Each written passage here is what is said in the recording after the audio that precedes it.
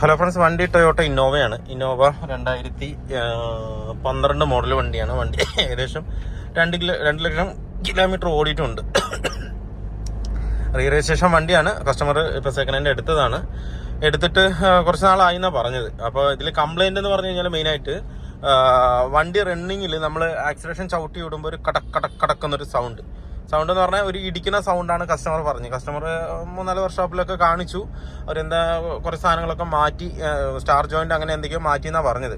മാറ്റിയിട്ടും അത് sound clear ആവണില്ല എന്ന് പറഞ്ഞിട്ടാണ് നമ്മുടെ അടുത്തേക്ക് വന്നത്. അത് മാത്രമല്ല, വണ്ടി ഇങ്ങനെ നമ്മൾ ഓടിച്ചുകൊണ്ടിരിക്കുമ്പോൾ ഒരു ബുറന്നൊരു സൗണ്ടും ഇതിനകത്ത് ഉണ്ടായിരുന്നു. അപ്പോൾ ആ ഒരു 2 കംപ്ലൈൻറ്റ് കൊണ്ടാണ് കസ്റ്റമർ നമ്മുടെ അടുത്തേക്ക് വന്നത്. മണ്ണാർക്കാട് ആ സൈഡിലുള്ള വണ്ടിയാണ്. എനിക്ക് സ്ഥലം കറക്റ്റായിട്ട് ഓർമ്മയില്ല. അപ്പോൾ കാലത്ത് കൊണ്ടുവന്ന് വൈകിട്ട് കൊണ്ടുപോകാന്നുള്ള ഒരു രീതിക്ക് വന്നതാണ്. അപ്പോൾ നമ്മൾ ഇന്നോവ ആയതുകൊണ്ട് വരാൻ പറഞ്ഞു. എന്ന് വെച്ചാൽ എന്താണെന്നുണ്ടെങ്കിലും പാർട്സ് നമുക്ക് സെറ്റ് ചെയ്ത് കൊടുക്കാൻ പറ്റും. അപ്പോൾ വണ്ടി നമ്മൾ ഓടിച്ചു നോക്കിയപ്പോൾ കസ്റ്റമർ പറഞ്ഞത് ശരിയാണ്.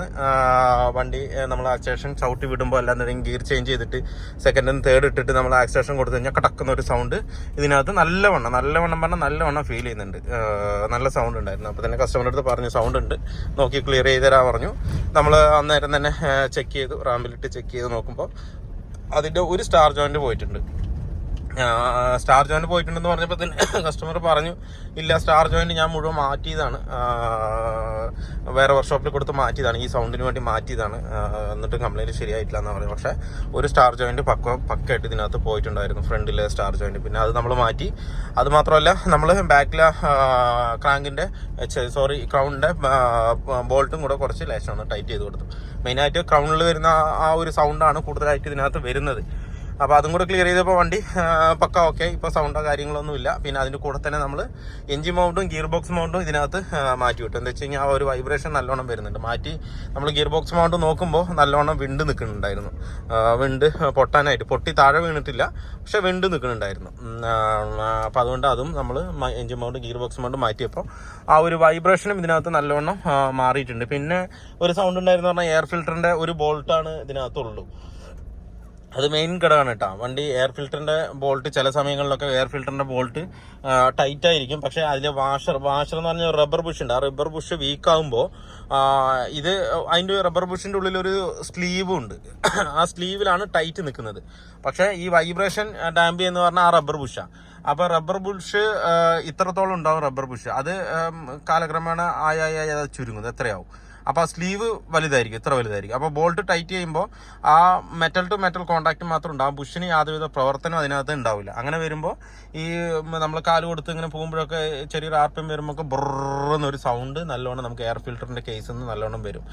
അപ്പോൾ അങ്ങനെ വരുമ്പോൾ നമുക്ക് ഈ എന്താ പറയുക, നമ്മുടെ ഈ കോളിസിൻ്റെ ഒക്കെ ഡീസൽ ഫിൽറ്ററിൽ വരുന്ന 2 ബുഷ് ഉണ്ട്. ആ ബുഷ് നമ്മൾ കറക്റ്റായി ഇട്ട് കൊടുത്തു കഴിഞ്ഞാൽ കറക്റ്റ് ടൈറ്റിങ് കിട്ടും. ഇല്ലാന്നുണ്ടെങ്കിൽ നമ്മുടെ സാധാ ലിങ്ക് റോഡിൻ്റെ ബുഷ് ആയാലും മതി. കട്ട് ചെയ്തിട്ട് ആ ബോൾട്ടിൻ്റെ അടിയിൽ, ലിങ്ക് റോഡിൻ്റെ ബുഷ് പറഞ്ഞാൽ ഈ വണ്ണം ഉണ്ടാവും, അത് കട്ട് ചെയ്തിട്ട് ചെറുതാക്കിയിട്ട് ആ ബോൾട്ടിൻ്റെ അടിയിൽ വെച്ചിട്ട് ടൈറ്റ് ചെയ്ത് കഴിഞ്ഞാൽ ആ സൗണ്ട് പൂർണ്ണമായിട്ടും പോകും. ആ ഒരു മെയിൻ സംഭവം ഇതിനകത്ത് ഉണ്ടായിരുന്നു. പിന്നെ നമ്മളിപ്പോൾ ബുഷൊക്കെ വെച്ചിട്ട് അടിയിൽ ബുഷൊക്കെ വെച്ച് സെറ്റ് ചെയ്തിട്ടുണ്ട്. ഇപ്പോൾ ടൈറ്റായിട്ട് ഒരു ബോൾട്ടിലാണ് നിൽക്കണമെങ്കിലും ഒന്നല്ല 2 ബോൾട്ടിൽ നിൽക്കുന്നുണ്ട് എങ്കിലും നമ്മൾ ആ ഇതൊക്കെ സെറ്റ് ചെയ്ത് ബുഷൊക്കെ വെച്ച് സെറ്റ് ചെയ്തപ്പോൾ ആ ഒരു സൗണ്ട് നമുക്ക് പൂർണ്ണമായിട്ട് പോയി. കസ്റ്റമർ ഓടിച്ചു നോക്കി, കുഴപ്പമൊന്നുമില്ല, ഓക്കെയാണ്, നേരത്തെ സൗണ്ടുകളൊന്നുമില്ല എന്നും പറഞ്ഞു. പിന്നെ വീണ്ടും നമ്മളൊരു ട്രയലും കൂടെ എടുത്തതാണ്. ഇപ്പോൾ സീറ്റിൻ്റെ ചെറിയൊരു സൗണ്ട് എന്ന് പറഞ്ഞപ്പോൾ അതും കൂടെ ഒന്ന് നോക്കാമല്ലോ എന്ന് പറഞ്ഞിട്ട് എടുത്താണ്. പക്ഷേ വലിയ കുഴപ്പമില്ല, സീറ്റും കാര്യങ്ങളൊന്നും അങ്ങനെ സൗണ്ടൊന്നും കാണിക്കുന്നില്ല. എങ്കിൽ അതിൽ നിന്ന് ഈ എൻജിൻ മൗണ്ട് പോയതിൻ്റെ ഒരു ചെറിയൊരു വൈബ്രേഷനാണ് കൂടുതലായിട്ടും വന്നുകൊണ്ടിരിക്കുന്നത്. എന്നാലും സീറ്റ് ട്രയലും ചെറുതായിട്ട് നമുക്കൊന്ന് ടൈറ്റ് ചെയ്ത് കൊടുക്കാം. ഇതിന് എന്തായാലും കസ്റ്റമർ പറയുകയാണെന്നുണ്ടെങ്കിൽ പിന്നെ നമ്മൾ അത് എന്തായാലും ചെയ്തേ പറ്റൂ. അത് ചെറുതാണെന്നുണ്ടെങ്കിലും വലുതാണെന്നുണ്ടെങ്കിലും വർക്ക് കസ്റ്റമർ അത് ഇൻഫോം ചെയ്യുകയാണെന്നുണ്ടെങ്കിൽ അത് നമുക്ക് അത് കേട്ട് അത് ചെയ്ത് കൊടുക്കേണ്ടി വേണം. അപ്പോൾ സീറ്റിൻ്റെ ചെറിയൊരു സൗണ്ട് പറഞ്ഞു. അപ്പോൾ സീറ്റ് ബോൾട്ടൊക്കെ നമുക്കൊന്ന് ഫുള്ളാന്ന് ടൈറ്റ് ചെയ്തിട്ട് ഇൻസ്റ്റലേഷൻ ചെയ്ത് കൊടുക്കുക. അപ്പോൾ പിന്നെ ആ ഭാഗവും പക്ക ക്ലിയർ ആകും. വണ്ടി പോകുമ്പോൾ ഒരു മനസ്സിനൊരു തൃപ്തിയോട് കൂടിയിട്ട് അങ്ങ് പോകും.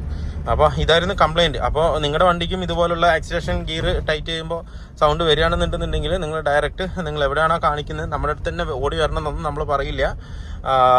നിങ്ങൾ എവിടെയാണോ കാണിക്കുന്നത് അവരുടെ അടുത്ത് ഇന്നമാതിരി കാര്യം പറഞ്ഞിട്ട് ഇത് ഇന്നതാണ് കംപ്ലൈൻറ്റ്, അപ്പോൾ അതൊന്ന് ചെയ്യിപ്പിക്കും. ചില ഷോപ്പിലൊന്നും വർക്ക്ഷോപ്പിലൊന്നും ചിലപ്പോൾ നമ്മൾ പറയുന്നത് അംഗീകരിക്കാൻ തയ്യാറാവില്ല. അതൊന്നും അല്ല, അത് വേറെയാണെന്ന് പറയും. അത് അവരുടെ എക്സ്പീരിയൻസ് വെച്ച് പറയുകയാണ്. അവരുടെയും വാക്കുകൾ കേൾക്കണം. ഓരോരുത്തരുടെ മൈൻഡ് ഓരോരോ രീതിയിലാണ്. പക്ഷേ ഈ ഒരു ചെറിയൊരു കാര്യം മതി നമുക്ക് ടൈറ്റ് ചെയ്ത് സെറ്റാക്കാനായിട്ട്. അപ്പോൾ അതിന് വലിയ എമൗണ്ടോ കാര്യങ്ങളൊന്നും വരുന്നില്ല. പിന്നെ ഇതിൻ്റെ എഞ്ചിൻ മൗണ്ടും ഗിയർ ബോക്സ് മൗണ്ടും കൂടെ മാറേണ്ടി വന്നപ്പോഴാണ് ഏകദേശം ഒരു 11 രൂപയുടെ റേഞ്ച് മൊത്തം വന്നിട്ടുണ്ട്. ലേബറും മൗണ്ട് മാറിയതിൻ്റെ എഞ്ചിൻ മൗണ്ട് ഗിയർ ബോക്സ് അതൊക്കെ ഒറിജിനൽ തന്നെയാണ് നമ്മൾ ഇട്ടത്. മിക്ക മൗണ്ടും കാര്യങ്ങളൊക്കെ നമ്മൾ ഇടുകയാണെന്നുണ്ടെങ്കിലും എന്തായാലും ഒറിജിനൽ തന്നെ ഇടുള്ളൂ, സാധാരണ നോർമൽ മൗണ്ട് ഇടില്ല, ഒറിജിനൽ മൗണ്ട് ഇടുള്ളൂ. ഞാനിപ്പോൾ പൊട്ടിയത് ഞാൻ കാണിച്ചു തരാം, എത്രത്തോളം അതിൽ കംപ്ലൈൻ്റ് ആയിട്ടുണ്ടെന്നുള്ള കാര്യം ഞാൻ കാണിച്ചു തരാം. അപ്പോൾ ഇതാണ് ഇതിനകത്ത് മൗണ്ട് ഉണ്ടായിരുന്നത്. ഇതിപ്പോൾ എഞ്ചിൻ മൗണ്ട് കാണില്ലേ, ഫ്രണ്ട് ഈ ഒരു ലെവലാണ് നിൽക്കുന്നത്. അതേപോലെ ഇതൊരു മൗണ്ട് പൊട്ടാനായി, ഇനിയിപ്പോൾ കുറച്ചുകൂടെ ഓടിക്കഴിഞ്ഞ് ഇത് പൊട്ടി പുറത്ത് ചാടും.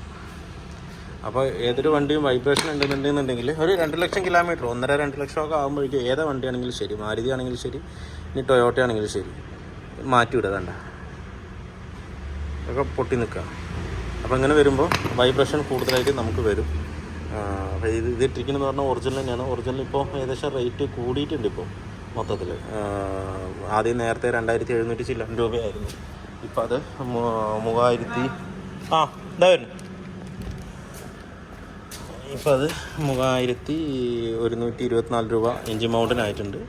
1124. ഗിയർ ബോക്സ് മൗണ്ടാണെന്നുണ്ടെങ്കിൽ ഏകദേശം അത് കറക്റ്റ് റേറ്റ് തന്നെയാണ്, നേരത്തുള്ള അതേ റേറ്റ് തന്നെയാണ്. 1389 രൂപ റേറ്റ് വരുന്നുണ്ട്. അപ്പോൾ വീഡിയോ എല്ലാവർക്കും ഇഷ്ടമാണ് ലൈക്ക് ചെയ്യുക, ഷെയർ ചെയ്ത്, അതുപോലെ തന്നെ സബ്സ്ക്രൈബ് ചെയ്യാതെ തന്നെ വീഡിയോ കാണുന്നെങ്കിൽ ഒന്ന് സബ്സ്ക്രൈബ് ചെയ്ത് സപ്പോർട്ട് ചെയ്യുക. അപ്പോൾ മറ്റൊരു വീഡിയോയിൽ കാണുന്നവരെ എല്ലാവർക്കും